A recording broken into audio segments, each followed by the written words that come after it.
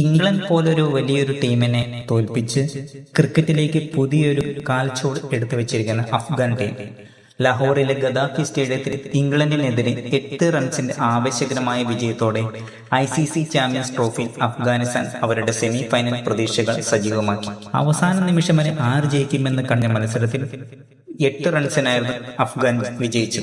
ഈ തോൽവിയോടെ ഇംഗ്ലണ്ട് ടൂർണമെന്റിൽ നിന്ന് പുറത്താവുകയും അഫ്ഗാനിസ്ഥാൻ 2 മത്സരങ്ങളിൽ നിന്ന് ഒരു ജയവും 0.160 നെറ്റ് റൺ റേറ്റുമായി ഗ്രൂപ്പ് എ 3-ാം സ്ഥാനത്തേക്ക് ഉയരുകയും ചെയ്തു.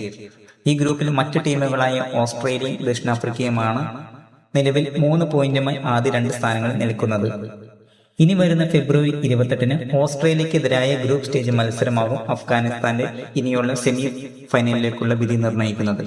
ഈ മത്സരം വിജയിച്ചാൽ തുടർച്ചയായ 2ാം ICC ഇവന്റിനും അഫ്ഗാൻ സെമി ഫൈനൽ ഉറപ്പിക്കും.